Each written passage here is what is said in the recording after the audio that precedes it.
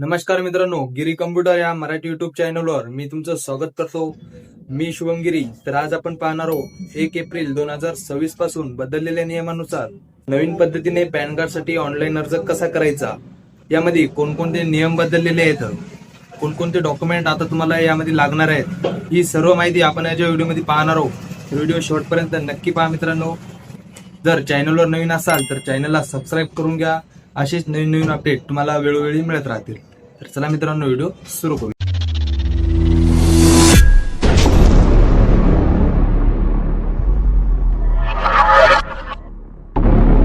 तर दरवेळेस सारखं याही वेळेस आपण पहिले डॉक्युमेंट पाहून घेऊ मित्रांनो. इथं तुमच्या समोर डॉक्युमेंट लिस्ट दिलेली आहे की 1 एप्रिल 2026 नंतर कोणते कोणते डॉक्युमेंट तुम्हाला पॅन कार्ड बनवण्यासाठी लागणार आहेत. हे डॉक्युमेंट तुम्हाला तुमच्या जवळ जमा करायचे आहेत, त्यानंतरच पॅन कार्ड बनवायला सुरुवात करायची आहे. तर हे डॉक्युमेंटचं तुम्ही एक स्क्रीनशॉट काढून घेऊ शकता मित्रांनो. तर चला आता सुरू करू. तर तुमच्या क्रोम ब्राउझरवर तुम्हाला टाईप करायचं आहे माय पॅन एजन्सी. पहिल्याच नंबरला तुमच्या समोर एक वेबसाईट येईल. त्या वेबसाईटवर तुम्हाला क्लिक करून घ्यायचं आहे. तर हे एक पॅन कार्ड बनवण्यासाठी यूज होणारं पोर्टल आहे मित्रांनो, जे की मी गेल्या 1.5 वर्षापासून यूज करतो आणि याचा रिस्पॉन्स जे आहे ते एकदम चांगला आहे मित्रांनो.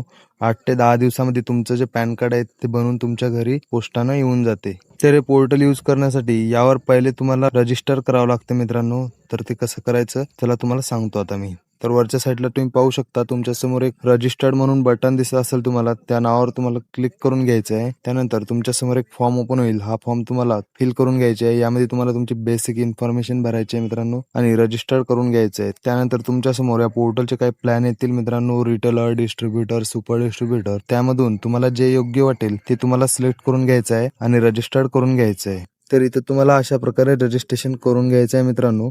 रजिस्ट्रेशन झाल्यानंतरच तुम्हाला या पोर्टलवर पॅन कार्डसाठी अप्लाय करता येईल. तर आपलं रजिस्ट्रेशन झालेलं आहे. आता आपण इथं लॉग इन करून घेऊया. आता लॉग इन करायसाठी परत आपल्याला आपल्या होम पेजवर यायचं आहे. त्यानंतर वरच्या साईडला तुम्ही ऑप्शन पाहू शकता लॉग इन, या बटनावर तुम्हाला क्लिक करून घ्यायचं आहे मित्रांनो. तुम्ही रजिस्ट्रेशन केल्यानंतर तुमच्या मोबाईल नंबरवर किंवा ईमेल आयडीवर एक युजर आयडी आणि पासवर्ड येईल मित्रांनो. तो युजर आयडी पासवर्ड टाकून तुम्हाला इथे लॉग इन करून घ्यायचं आहे. त्यानंतर तुमचं जे डॅशबोर्ड आहे ते तुमच्या समोर अशा प्रकारे ओपन होईल. तर इथं तुम्ही पाहू शकता मित्रांनो, तुमच्या समोर हे पोर्टल ओपन झाल्यानंतर यामध्ये जेवढ्या सर्व्हिसेस आहेत त्या सर्व सर्व्हिसेस तुमच्या समोर इथे येऊन जातील. यामध्ये तुम्ही पाहू शकता की तुमच्या समोर इथं पॅन कार्ड अप्लाय करायसाठी ऑप्शन दिलेला आहे. NSDL e PAN, NSDL e sign PAN. तर NSDL ई साइन पॅन या ऑप्शनवर क्लिक करून तुम्हाला पॅन कार्ड साठी अर्ज करता येईल. तर इथं तुम्हाला क्लिक करून घ्यायचं आहे. त्यानंतर तुम्हाला इथे विचारलेलं आहे की तुम्हाला पॅन कार्ड जे आहे ते नवीन बनवायचं आहे का करेक्शन करायचं आहे. तर हे तुम्हाला तुमच्या हिशोबाने निवडून घ्यायचं आहे मित्रांनो.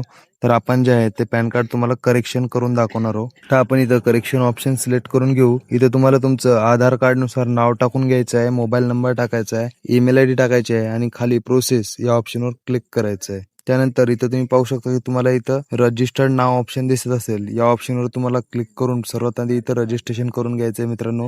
हे जे रजिस्ट्रेशन आहे ते 1 टाइम रजिस्ट्रेशन असते. त्यानंतर तुम्हाला प्रत्येक पॅन कार्डसाठी अप्लाय करताना फक्त इथे तुमचा मोबाईल नंबर टाकायचा असतो आणि त्यावर एक OTP जातो. तो OTP तुम्हाला इथे टाकून सबमिट OTP या ऑप्शनवर क्लिक करायचा असतो. तर हे माझं झालेलं आहे मित्रांनो. तुम्ही जे आहे ते इथं रजिस्टर्ड नाव ऑप्शनवर क्लिक करून तुमचं रजिस्ट्रेशन तुम्हाला करून घ्यायचं आहे आणि मगच इथं मोबाईल नंबर टाकून OTP सेंड करायचा आहे. तर आपलं झालेलं आहे, त्यामुळे आपण इथं मोबाईल नंबर टाकून घेऊ आणि इथं OTP टाकून सबमिट ऑप्शनवर क्लिक करूया. त्यानंतर पाहू शकता की तुमच्या समोर जे आहे ते पॅन कार्डचा फॉर्म ओपन झालेला आहे मित्रांनो. त्यामध्ये तुम्हाला इथं तुमचा आधार नंबर मागितलेला आहे. नंतर आधार कार्ड नुसार नाव तुम्हाला खाली टाकायचं आहे. तर ज्या व्यक्तीच्या पॅन कार्ड मध्ये आपल्याला बदल करायचा आहे त्या व्यक्तीचा पॅन कार्ड नंबर इथं आपल्याला टाकून घ्यायचा आहे. त्यानंतर जे काय बदल आपल्याला करायचा असेल तो स्टार्टिंगलाच आपल्याला इथं टाकायचा असतो मित्रांनो. जर नावामध्ये बदल असेल तर नाव तुम्हाला जे पाहिजे ते इथं तुम्हाला टाकून घ्यायचं आहे. जन्मतारखेत जर बदल करायचा असेल तर जी जन्मतारीख तुम्हाला आता पॅन कार्डवर पाहिजे तीच जन्मतारीख तुम्हाला इथं टाकायची आहे आणि सबमिट या ऑप्शनवर क्लिक करायचं आहे. तर इथं तुमचं व्हेरीफाईड झालेलं आहे मित्रांनो. त्यानंतर आता इथं नेक्स्ट करून घ्यायचं आहे. आता इथं तुम्हाला तुमची पेरेंट डिटेल मागितलेली आहे मित्रांनो. आता पहिल्या नंबरला तुम्हाला तुमच्या वडिलाचं पूर्ण नाव इथं टाकून घ्यायचं आहे. पहिले तुम्हाला फर्स्ट नेम टाकायचं आहे, नंतर मिडल नेम टाकायचं आहे, नंतर सर नेम टाकायचं आहे मित्रांनो. तेच नाव खाली तुम्हाला रिएंटर करायचं आहे. त्यानंतर तुमच्या आईचं नाव सुद्धा तुम्हाला इथं टाकायचं आहे. फर्स्ट नेम, मिडल नेम आणि लास्ट नेम हे तुम्हाला तुमच्या आईचं नाव सुद्धा इथं टाकून घ्यायचं आहे. तर त्याखाली तुम्ही पाहू शकता की तुम्हाला विचारलेलं आहे मित्रांनो की तुमच्या जे पॅन कार्डवर तुम्हाला नाव पाहिजे ते कोणाचं पाहिजे, तुमच्या आईचं पाहिजे किंवा वडिलाचं पाहिजे. तर यामध्ये तुम्हाला जे तुमच्या पॅन कार्डवर नाव तुम्हाला पाहिजेत असेल ते तुम्हाला इथं सिलेक्ट करून घ्यायचं आहे मित्रांनो. त्यानंतर नेक्स्ट या ऑप्शनवर तुम्हाला क्लिक करायचं आहे. तर 3 नंबरच्या स्टेपमध्ये आपल्याला इथं विचारलेलं आहे 1 नंबरला की तुम्हाला फिजिकल पॅन कार्ड हवा आहे का, तर इथे येस करून घ्यायचं आहे मित्रांनो. त्यानंतर तुमची कॉन्टॅक्ट डिटेल इथं ऑटोमॅटिकली येऊन जाईल.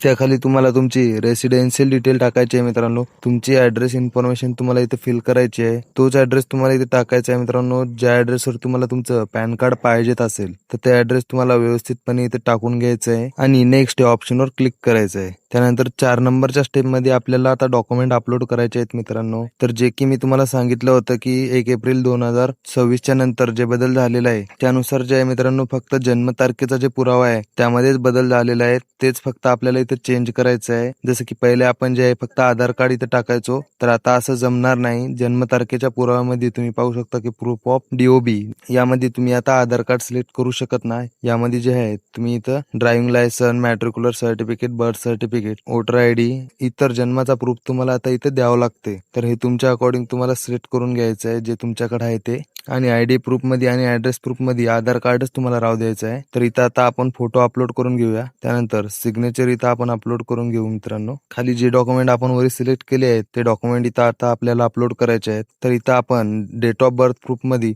10वीचं बोर्ड सर्टिफिकेट इथे निवडलेलं आहे मित्रांनो आणि आधार कार्ड निवडलेलं आहे. तर ह्या दोन्ही गोष्टी इथं आपल्याला टाकून घ्यायच्या आहे आणि अपलोड या ऑप्शनवर क्लिक करायचं आहे. त्यानंतर खाली तुम्हाला तुमचं प्लेस टाकायचं आहे आणि सबमिट या ऑप्शनवर क्लिक करायचं आहे. तर इथं जी माहिती आपण भरली होती ती पूर्ण माहिती इथं तुमच्या समोर येऊन जाईल मित्रांनो. हा फॉर्म जे आहे हे आपल्याला व्यवस्थितपणे चेक करून घ्यायचा आहे. तुमचं नाव चेक करायचं आहे, जन्मतारीख व्यवस्थितपणे चेक करून घ्यायची आहे, सर्व डिटेल तुम्हाला व्यवस्थितपणे चेक करायची आहे. त्यानंतरच कन्फर्म या ऑप्शनवर क्लिक करायचं आहे मित्रांनो. जर आत्ता काही एडिटिंग वगैरे करायची असेल, काही बदल तुम्हाला करायचा असेल तर करू शकता. सबमिट झाल्यानंतर एक वेळ कन्फर्म झाल्यानंतर यामध्ये काहीही बदल होणार नाही. त्यानंतर तुम्हाला परतच ऍप्लिकेशन करावं लागेल मित्रांनो. त्यासाठी आत्ताच व्यवस्थितपणे चेक करून घ्यायचंय. त्यानंतर कन्फर्म या ऑप्शनवर क्लिक करायचंय. तर इथं जे आहे मित्रांनो तुमचं आता ई-साईन ऑथेंटिकेशन होणार आहे. तुम्ही बायोमॅट्रिक किंवा OTP थ्रू दोन्हीतून कशाही थ्रू इथं ऑथेंटिकेशन करू शकता. तर आपण आता इथं OTP सिलेक्ट करून घेऊया. जर तुमच्या आधारला मोबाईल नंबर लिंक नसेल तर तुम्ही बायोमॅट्रिक सुद्धा इथे सिलेक्ट करू शकता. तर इथे तुम्हाला वरील चेकबॉक्सवर क्लिक करून तुमचा आधार नंबर टाकायचा आहे आणि सेंड OTP या ऑप्शनवर क्लिक करायचं आहे मित्रांनो. तुमच्या आधारला लिंक असलेल्या मोबाईल नंबरवर एक OTP जाईल. तो OTP तुम्हाला इथे टाकायचा आहे आणि व्हेरीफाईड OTP या ऑप्शनवर क्लिक करायचं आहे. तर इथे तुम्ही पाहू शकता की तुमचा OTP सक्सेसफुल व्हेरीफाईड झालेला आहे.